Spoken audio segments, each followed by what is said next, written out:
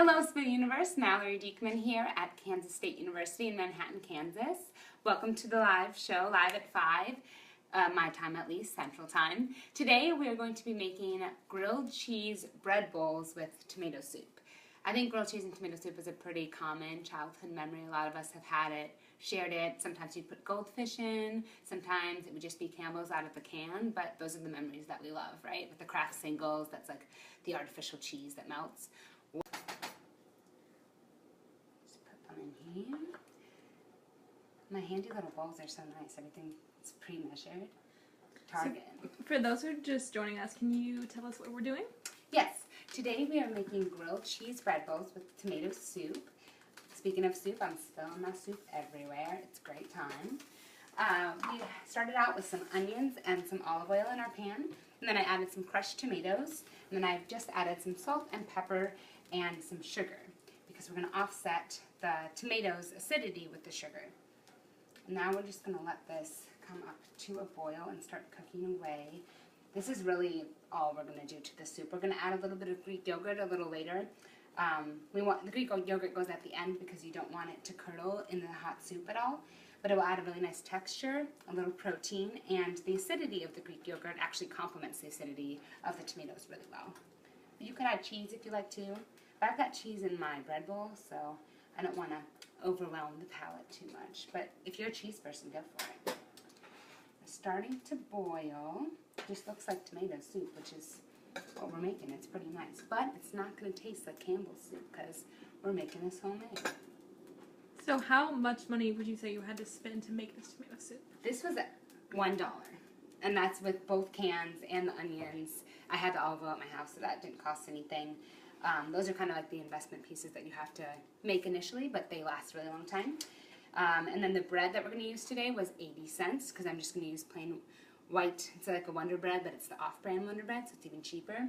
And then just some cheddar cheese, very simple. I actually like going to the deli and asking just for a couple slices of cheese, and then you're only paying like sometimes a few cents for the cheese, because I don't need a whole block of it when I'm using it for this. And it's a really good money tool to use, I would say. Okay, so our soup is boiling. The lid always helps things come up to a boil faster because you're letting the air all stay there. Looks nice. Got the pieces of onions in there and the flecks of the pepper. So we're just going to let that keep cooking and reduce a little bit. If you like it a little thinner, like I said, you could blend it in blender, Magic Bullet, whatever you have, food processor. You might have to add a little bit of liquid depending on the consistency that you like, but it's super versatile in that way. You can also just buy tomato sauce if you prefer, if you like it really thin. But because we're putting it in bread bowls, I want it to be a little thicker. Speaking of bread bowls, we're going to start with the bread bowls, and my friend Hunter is going to help us out with that.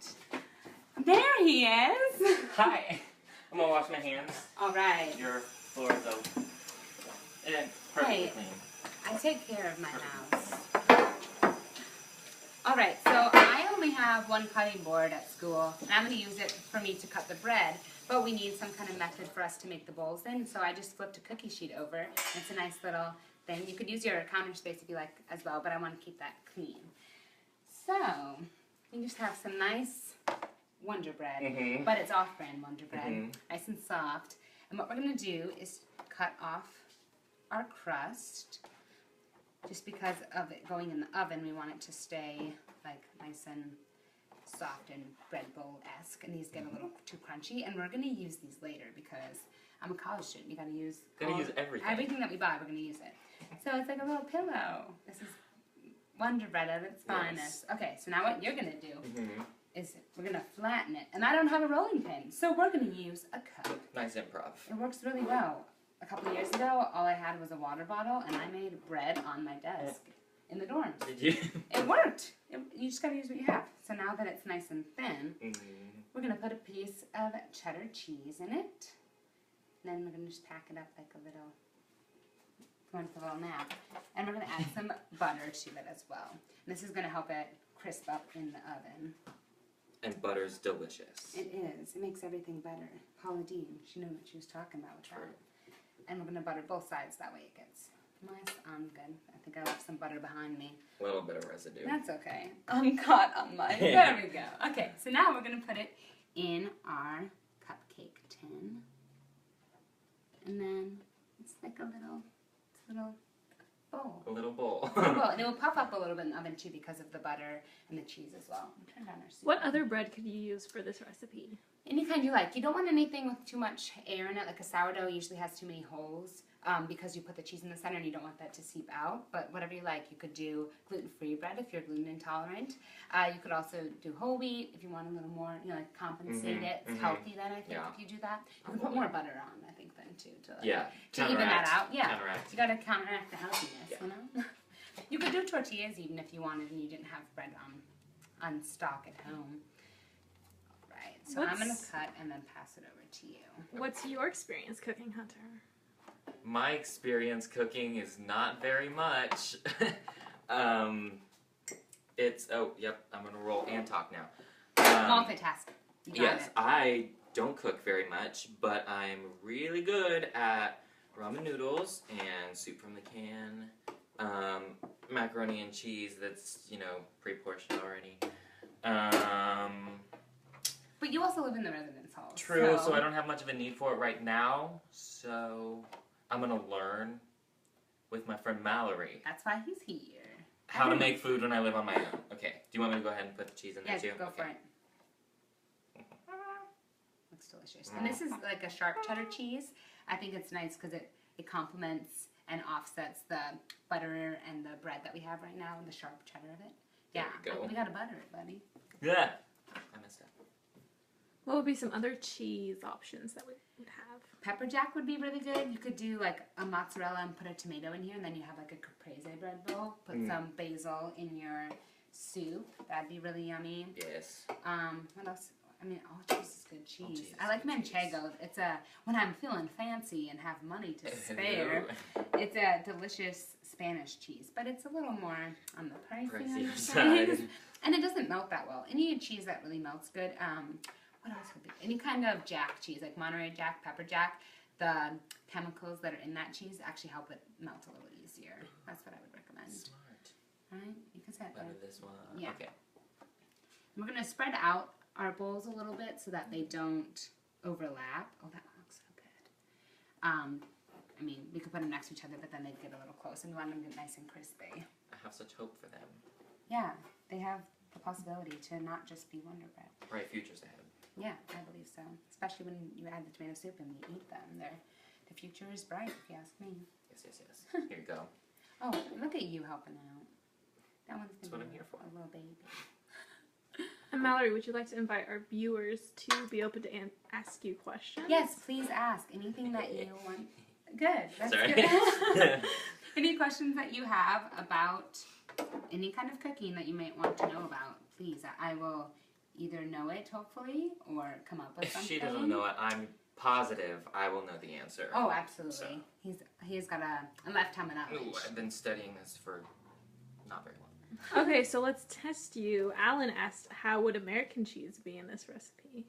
American cheese would be really good, but the thing about it is, I eat American cheese all the time in so many different things already that this provides a nice contrast to that choice. What do you say, Mel?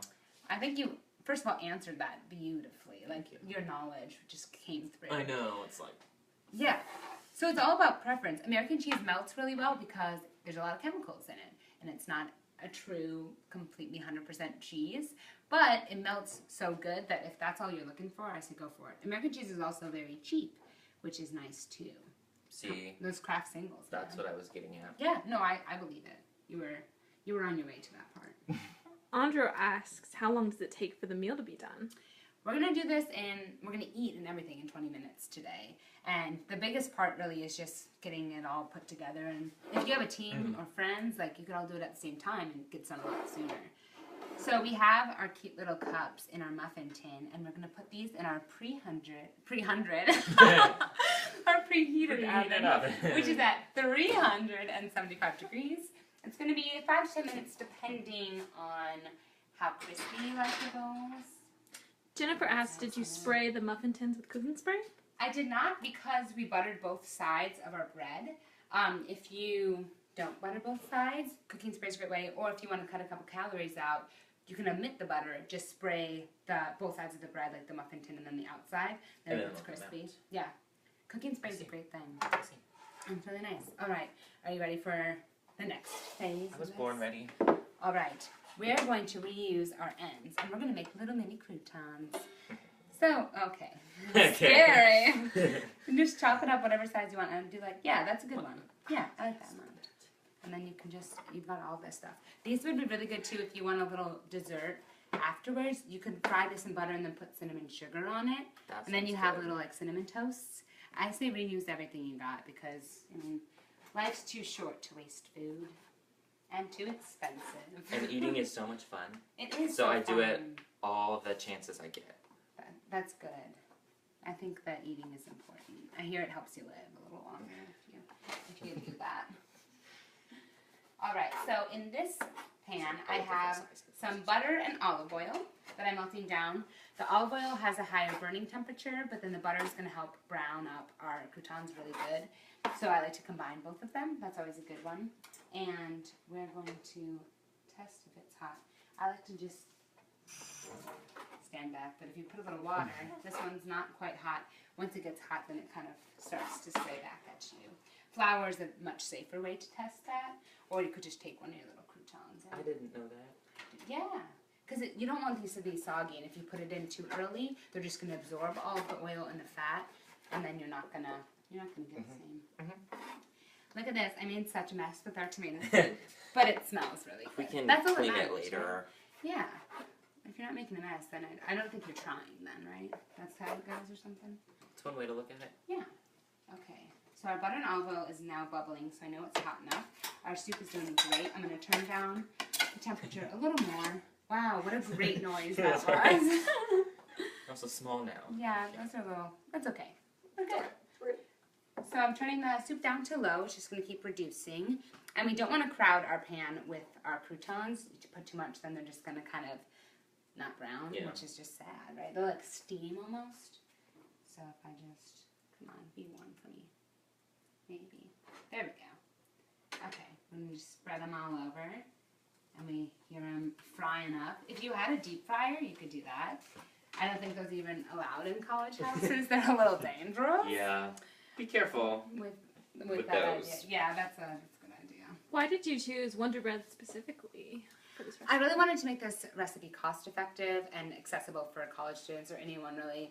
I mean, even if you don't have to shop with the budget, it's kind of nice to do little less expensive meals sometimes.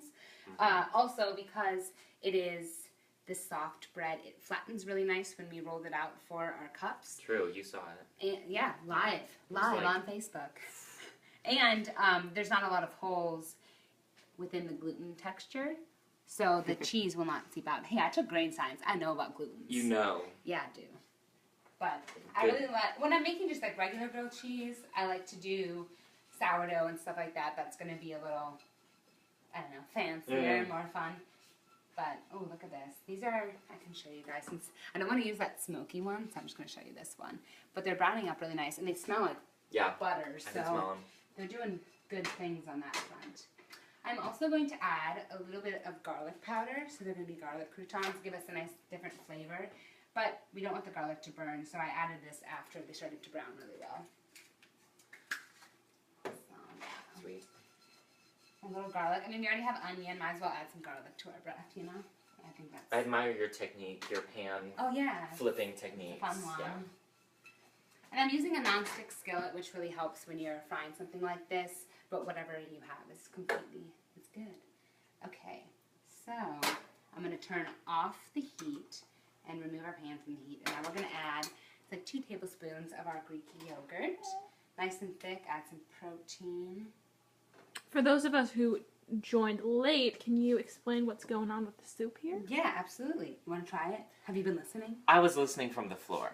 So the soup is made with crushed tomatoes from these cans here, and we just added Greek yogurt Yeah. to the soup because it complements the acidity of the tomatoes.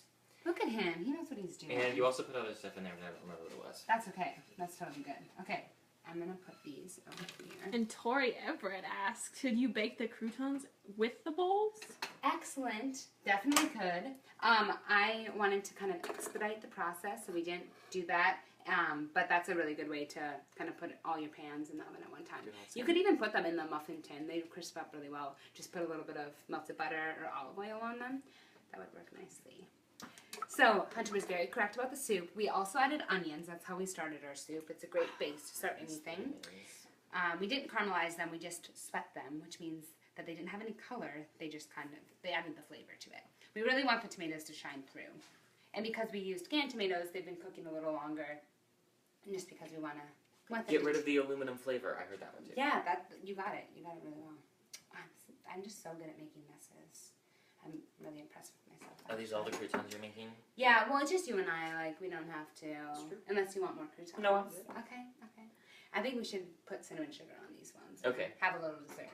Aspen asks, could you add spices to the soup? Yeah, I think crushed red pepper would be really good. You could add a little sriracha.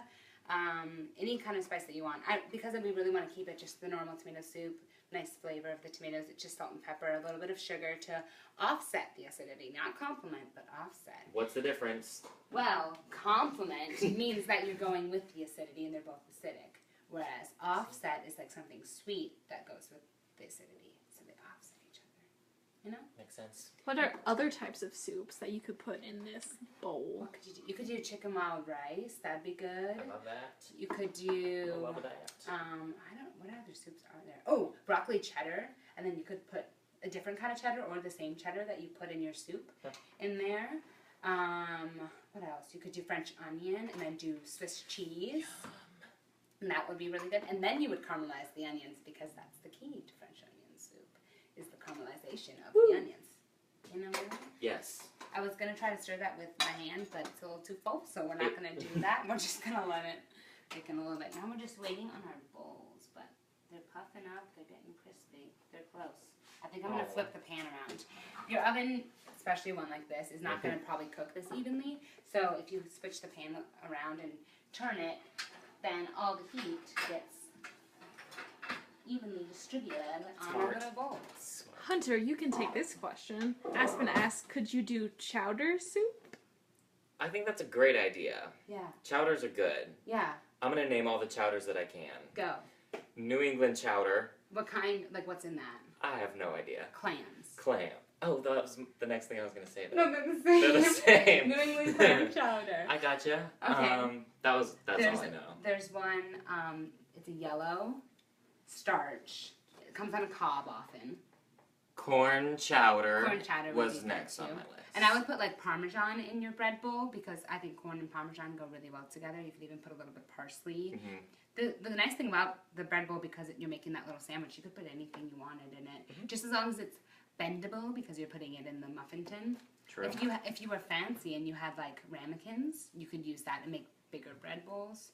Like if this bread wasn't sliced, you could slice it the other way, and then you have really long pieces of bread, and you could make bigger bread bowls. I see. Like if you're into family style, just make one big bowl, Mhm. and then everyone just kind of does that. What would you put that in? Just like a... Like a casserole Deep dish. You could do like a casserole. Yeah, that works. Pans, casserole dishes, anything really. Yeah.